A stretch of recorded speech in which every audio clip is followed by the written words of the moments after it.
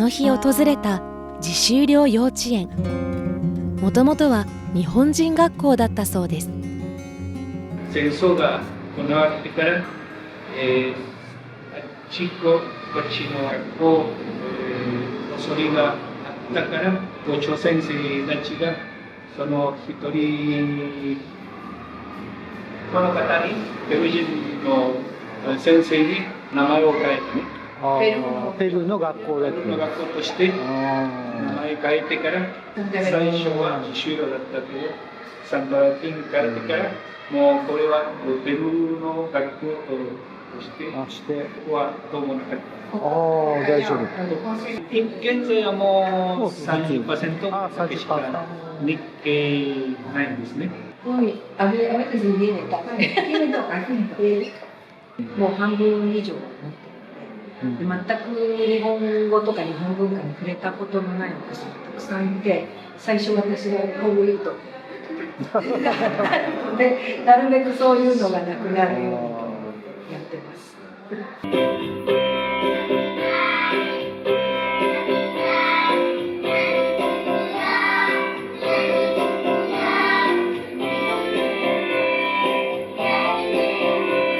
この沖縄県の皆さんから偉いというのはね、3世4世にね、沖縄のなんていうんですか、独特のなんていうの、音楽とかでをね、皆さんを習ってますよね、三線とか、他の県と違って。だから4世の方の沖縄ちゃんと三線を、あれが本当にいいと思うね、研修制度。それで皆さんをできるだけ沖縄を見てもらって帰ってきた他の県の方はね、もう帰ってきたらもう県のことを忘れてしまうのが多いっていうんですね。だから沖縄県の場合にはちゃんと習ったを守って、それで生死にちゃんと沖縄はどんなことだったっていうことは入ってますよね。6年前かな。あの時はどうして行ったの？研修制度っていうのがあって、父銀友がふるさと宜野座村に何度も掛け合ってできた制度だよ。2世3世と時間が過ぎる中で母県との関係が薄れないようにと取り組んだ。実は僕伊芸銀次がその研修生第1号でペルーから宜野座村に3ヶ月ほど行ったんだ。正直研修に行くまでは沖縄にそれほど関心はなかった。でも親戚がびっくりするぐらいあったかくてなんで初めて会う私のことをこんなにあったかく迎えてくれるんだって涙が出た。沖縄から帰ってきた研修生はペルーで沖縄の素晴らしさを語ることができるようになる。沖縄の親戚の話、エーサー三線文化の話。すごいな。体に気をつけて練習ね、うまくできるように、アドバイスみたいな感じがあって、この人生の生き方、それも書いてたんです。人生のメッセージでもあるし、この後継ぎの世代につながっていくこととかね、続くこととか。逆にエイサーとか三振とかは3世も4世も結構やってますね。沖縄の県旗とか研修のおかげでそれで続くことができていますが、それなかったら多分もうなくなってたかもしれないです。沖縄県人会のですね。だからその古代に上がっていったこの名護市の青年部が全部研修のおかげです。研修のおかげでもっと沖縄のことを力入れてから学んでいると思いますね。でも沖縄は逆に移民のことに対して知らない人がもう増えてきてる。沖縄の人は多分本当に少ししかまだ来てる人ねいないと思う。だから研修生すごい逆の研修生でも多分みんなこっち来た人はすごい意識がすごいみんな変わってるやっぱり。私研修に行った時あの時は役場の方で言われたのが、計画していることはこの研修だけでなくてこの派遣事業も派遣プレーに行きたいと言われて、ペルーに帰ったらそれできますか、はい、できますって言ってから、ね、それから集まってなんかプログラムを作ってそれからねまだ続いてました。役場で言われたことはそれだったんですよ。まあおじいさん時代のその交際は少しまだいますけど、その後はどうなるかどうかそうですよね。南米は広いから、考え方も広く本当に広い。させるようにこの授業始まったと言いましたね。各村までみんな交流してますから。行かれたんですよ。中城村は毎年研修生。ペルーから呼ぶだけじゃなくて、また日本からペルーに来るとね、いうところもありますね。初めて行ったんですか？その時初めて。ずいぶん変わってきました。行く前は沖縄のことは全然興味なかったようです。やっぱりそう。初めて沖縄に来たのは宜野座村の研修の制度のおかげです。とても素晴らしい制度だと思います。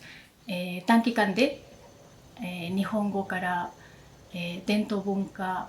日本の沖縄の習慣いろいろ学ぶことができることはすごいとってもいい機会でした。街がとてもきれい、もう海とかあと、人々とても優しいしとても親切でみんな。そしてこちらでうちなんちゅうの血が流れていることもそのアイデンティティ、日系人のアイデンティティの確認もできたと思います。それね、父が一回日本の JA の研修を受けたことがあります。その時沖縄の写真が、持ってきた時に私ずっと、宝物のようにずっと持っていましたそうね、その写真がとってももう見た時にすごいあまり見たことない景色とかそれを、もう興味を湧いてきました、はい、まだ私たちの時は南米派遣制度、今は世界の宜野山中派遣制度事業に変わっていると思います。私たちの時は、アルゼンチン、ペルー、ブラジルの3カ国で2年後の10期生からが、ハワイも入って4カ国、南米の沖縄というかおじいちゃんおばあちゃんのつながりのある方の暮らしとかっていうのを目の当たりにして近いっていうか、本当に実感を持って家族だなとか兄弟だなっていう感覚になったなっていうのが派遣制度を通して感じたことですね。温かいですよね。おかえりとかよく来たね、疲れたでしょみたいな行かなかったら多分この同世代の親戚っていうのはつながりはあるけど実感を持ったつながりっていうのは多分今も継続できてなかったかなっていうのは感じます。うちなんちゅの絆の強さ、宜野山地のつながりっていうのもすごく肌で実感できる授業だと思うので、相当苦労しただろうなっていうのは本当に感じますね。やっぱりこの3カ国回っての1世2世の話を聞くと、もうあなたたちも強く生きなさいよって、こういうの見た上で何ができるかって、あなたなりにやってみてねっていう言葉がすごくまだ残ってるんですけど、小学校で派遣報告会っていうのを開いてもらって、そこでちょっと話をして私たちと南米のうちなんちとのつながりっていうのをさせてもらって、ただやっぱりこの実際に行った宜野座村の人からの話っていうのはなかなかこれまで聞くことはなかったので、私もやっぱり小さい頃は来る、受け入れるっていう側だけだったので、なので実際にやっぱり行った方のがこういうつながりがあるよっていうのを子どもたちとして、また親世代もこんなところにルーツがあるんだねとか、私たちのおじさんも南米行ったよとか、そういったものを逆に聞いて、ここでまたさらになんていうんですかね、コミュニケーションというか絆っていうのが生まれるなっていうのは、この10年発信する側になってみて、こういったちょっと成果が少しずつは出てきてるのかなっていうのは感じます。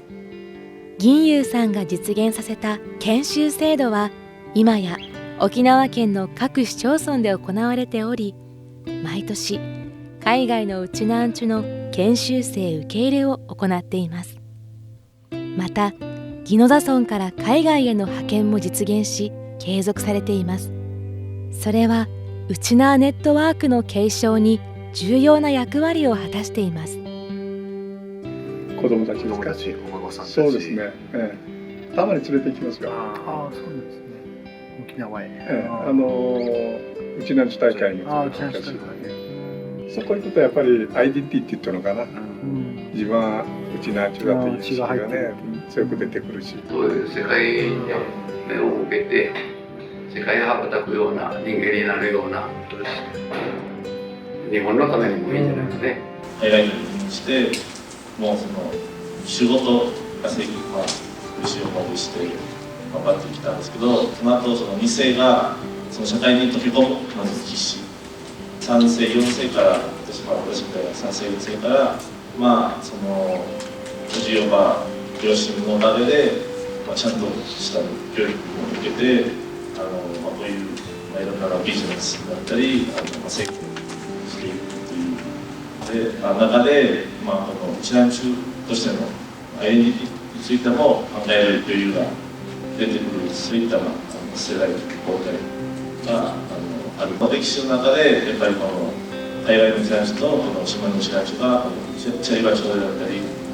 ゆいまるという精神という価値観でお互いにこれまで生きてきたと思います。時代が移りゆく中でも沖縄や日本の文化継承に取り組みながら、また新しいつながりを大切にしながら、ペルーでの取り組みは未来へとつながっていると感じました。